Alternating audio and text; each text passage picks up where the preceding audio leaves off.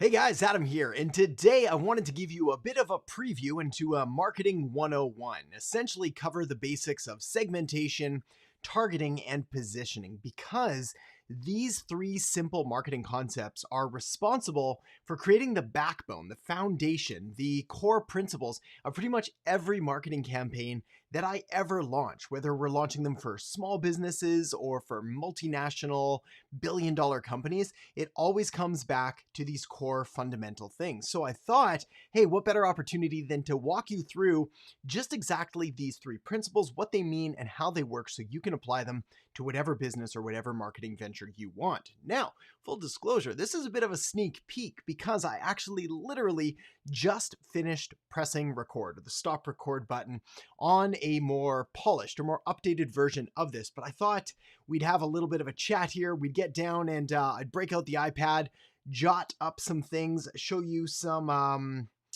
examples, and also see if I had an opportunity to answer any questions or any comments as they come up. So if you've got comments or questions or ideas, feel free to drop them there. And otherwise, without further ado, let me see if I can make the technology work, and it looks like we're off to a good start. So let's start with segmentation. Now, bit of a warning as well. I have the world's most terrible handwriting. I know a lot of people say that. I actually do. So you're going to get to witness that firsthand as we break through this. But let's start off with segmentation. My spelling's normally okay though, so we should be okay. So segmentation really comes down to the fact that when it comes to choosing a market to enter into, to designing a campaign, even if you want to launch a new product, a new business, a new service, or whatever, you simply can't target every single person out there in the entire world. That's ridiculous. That's why one of my biggest pet peeves when it comes to marketing is when I talk to a client or a student or even a friend and I say, hey, who's your target market?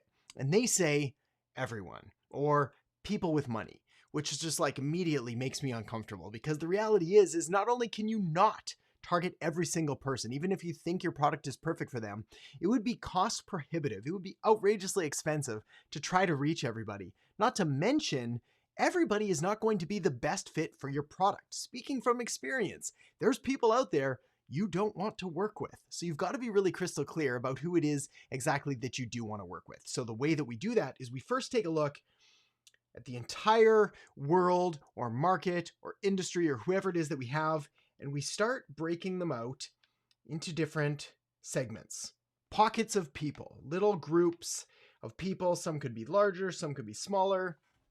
Doesn't really matter. The point is that we're looking for common characteristics and a few different variables among these different segments. So we could choose to segment our market by demographics, age, gender, income, occupation, things like that. This is by far the most common, but it's kind of like entry-level marketing segmentation. We can go deeper. Next, we have geographic segmentation. This is like what city or state or province or country or neighborhood that they live in. We can take it a step further with psychographic segmentation, talking about values or attitudes or lifestyles. Do they follow this brand? Do they drive this car? Do they have dogs? Are they outdoor adventurers, etc.? And then lastly, behavioral segmentation, like what stage of the buying journey are they on? What kind of customer loyalty do we have? And so on and so forth. So you've got a number of different ways to do it, but all of these little things, these are segments. So you get to choose and you get to categorize them based on that. So now that we've got our segments defined, well, the next step is targeting, because the reality is like even in this small example, you've got all of these different groups that you could target and you simply don't want to target them all. So you get to choose who are the group of people, who's the segment or the category that is going to be best served by you that you actually want to serve. So who are the people that your business is best positioned to help? Who is going to get the maximum benefit from your product, from your service, from your business, from your offering? Also, way too often neglected, very important, who do you most want to serve? What is the group of people that you're going to have the most fun serving, that's going to provide the most value? So you can feel good, right? In your heart, in your soul, in your stomach. They don't keep you up at night with complaints and all of their problems and things like that. Again, speaking from experience, there's good people to serve and there's bad people to serve. Doesn't mean they're bad people, they're just wrong for you. So you get to be selective, and that means focusing in on a very specific target and making all of your marketing about this one target at the exclusion of everybody else. Now, when it comes to targeting, obviously you need to make sure that we have the right size target market. In marketing, we call this a TAM, a total addressable market. How many people are in this? Are we going to have enough people here that we can actually make money from it? Hey, Dev, how you doing? I wonder if I can add this to the broadcast. There we go, right on. Saying hi. Right on. Thanks for stopping by, Dave. Dev, so yeah, how many people are in this market? Can you actually serve them? Is there going to be enough for you to have a sustainable business? Because if you niche down too far, if you pick too small of a target, obviously you're going to saturate it too quickly. You're not going to be able to grow your business. Of course, you can always expand to other segments later, but we'll leave that one there. That said, what most people do way too often at their mistake and at their peril is that they choose to go after far too big a market. So they end up having to try to go after every single person. They have to water down their message. It becomes too bland, too boring, too vanilla, and they can't stand out. So their marketing fails and their business fails along with it. So we've identified segmentation. We've carved up our market via demographic or geographic or psychographic or behavioral segmentation. We've selected a target based on those that we're going to most enjoy serving, those who are best positioned to get the best results from our marketing. Now it's time to move on to positioning. Right position. There we go. After I claim I have good spelling and then I'll mess something up. All right, so positioning. Now, here's the thing with positioning. There we go. Terrible writing. Here's the thing with positioning. Positioning is by far... Oh, right on. Thanks, Chris. Appreciate that. So here's the thing with positioning. This is by far one of the most complicated and confusing terms in regards to marketing. In fact, hang on one sec. If you don't have this book yet, this is going to be a good one to go pick up. And it's literally, you can see I've got it bookmarked and sticky noted. I've got highlighted throughout. I've written a ton of stuff on it. It's an incredibly important concept. But the problem is with positioning is that it's an intangible concept because positioning has less to do with your product, with your service, and with your business, and it has everything to do with your customer's perception or feeling of your product and of your service. This is why you can use different tools in order to position your business or your product or your service accordingly. But at the end of the day, it's kind of like a brand. It's a feeling. It's an instinct that your customers are going to have about your business rather than something you can go out there and directly control. Now, that said, you can influence the influenceable factors, which we're going to talk about in just a second, including a key term called differentiation. We'll talk about that in a second as well. But the important thing to know is that when it comes to positioning your business, you're going to be positioning it against others in your industry. So when it comes to your competitors, what can you do? What space can you carve out that is uniquely your own?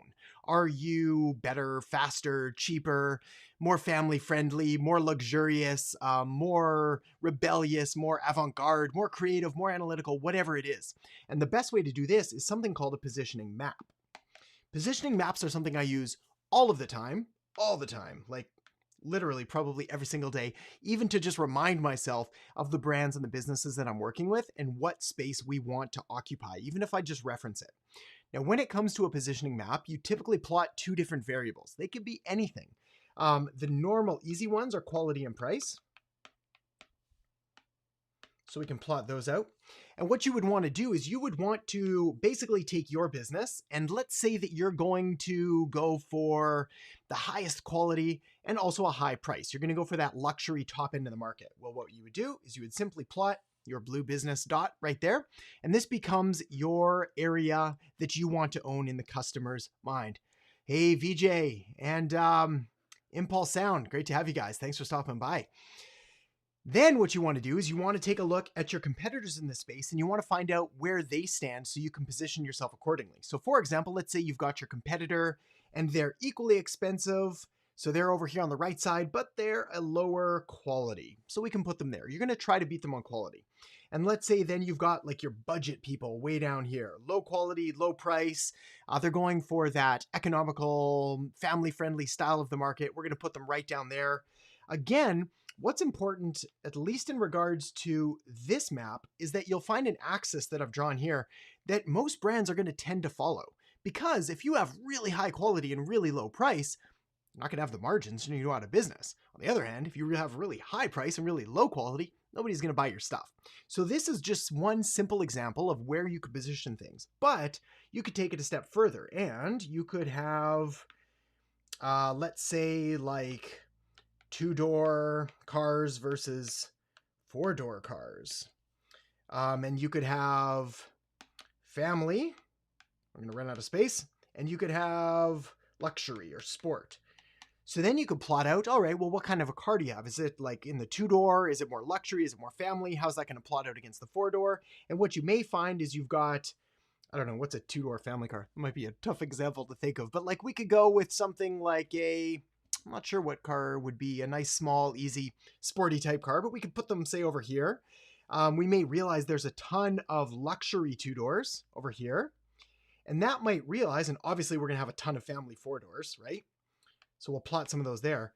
Actually, this is a pretty good example because what we've determined is that we now have this probably a wide open space of like a 2-door family car. Maybe there's, I guess maybe a smart car could offer it, I guess. Not really a family-friendly car, but regardless, what you'll do is you'll find these gaps and these areas in the market that you could then go out and position your business accordingly. So how do you do this? Once we've taken a look at all of this, we've got our positioning map. That moves us on to differentiation.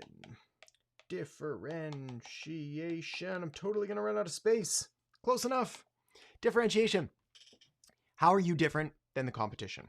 There's a great Sally Hogshead quote. If you've watched my videos for any length of time, you know I use this one a lot. Different is better than better. Oh, it pains me to say that because I'm all about having a high quality product and a high quality service and trying to be the best that you possibly can. But when it comes to marketing, when it comes to positioning, when it comes to really standing out in this noisy, crowded, competitive marketplace, you have to be different. And the way to do that is a number of different ways of differentiating yourself. You, of course, have your things like product differentiation, like what other features can you add, or what kind of delivery or serviceability or things like that. You have service differentiation. It sounds cliche to say you offer a better service, but that really goes along with it. You have relationship differentiation where you could provide more touch points or more customer service or things like that. You have my personal favorite of image differentiation, which largely comes down to marketing and to branding and to communication and to strategy so that you position your brand as whatever quadrant you want it to have using strategic marketing, using branding, using all of the things that go into it. Once you do that, you really have to carve out your own space. And when you put all of these things together, that is when you have what we call the STP model of marketing. And as you know now, the STP model of marketing stands for segmentation, targeting, and positioning. Hey, Sanit, good to see you. I wonder if I can add that to the broadcast. There we go. So that's essentially it. That is the basics of segmentation, targeting, and positioning. We talked a little bit about differentiation, which is a tool we use in the positioning. I appreciate this sounds like some crazy new stuff if you've never heard it before, but I assure you that if you spend a little bit of time, again, this book is a phenomenal tool. There's a reason that I keep it right here on my desk. I read it all the time. It's that good. It's not very expensive. It's not very long.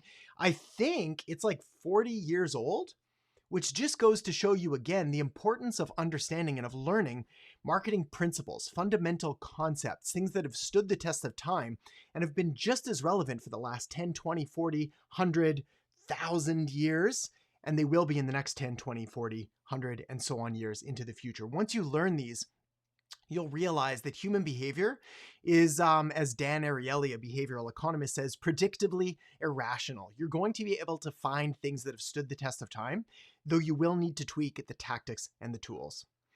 Oh, Siobhan, right on. Good to see you. And the name of the book is called Positioning. I saw it's funny. This video is literally just turned into a sales pitch for the book on positioning. I don't have an affiliate link for it, so just head on over to Amazon and buy it for yourself. I like the hard copy of this one. Most of my books that I read, I get on my Kindle because that way I can keep notes and I can export things. I like my hard copy of positioning because I've flagged it, I've tagged it, I've highlighted it. It's that good. It's that important. So we'll leave that there. All right, everyone. So let me see if I can figure out last bit of technology here. We'll get rid of that. Oh, perfect. It worked. Okay, everyone.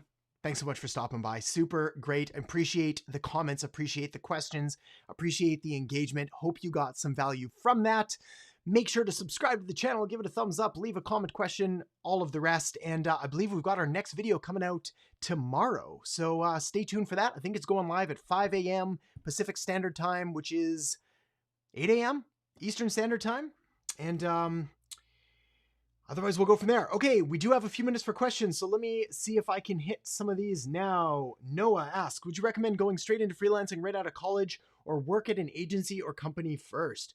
Super good question, Noah. I'm a big fan of experience, however you want to acquire that experience. There's a lot to be said about like if you can get a pretty decent entry-level job at an agency in order to build up that experience, or you can start to freelance, you can start to do that on the side. Keep in mind, I've got the controversial view that I don't mind when people start if they work for free. I started working for free. I got a ton of experience, a ton of case studies. It was less embarrassing and more authentic for me to actually go to the business owner and be like, hey, I'm brand new to marketing, so I'm willing to work for free. Let me run some Facebook content or some ads. Let me do this for you. Let's get some results. You give me a testimonial, maybe a referral. That worked great. So there is no one path I'm going to say that's better for everyone. It's going to largely come down to you and your desire and ability to acquire information and experience as quickly as possible. Also, how much time do you want to put into this? Like if you, back when I first started, oh, this is embarrassing to admit, but I way overworked, like 14, 16 hours a day, 7 days a week. I did that for years, but I built up a ton of knowledge on marketing and I really nerded out hard on it. Like I fell in love with marketing and the concept of it. So again, hope that helps and points you in the right direction. Alejandro, my pleasure. My pleasure. Good to have you here. And VJ, awesome, my man. Perfect. Thank you. My pleasure. All right, guys. On that note, I'll see you tomorrow. Talk to you soon.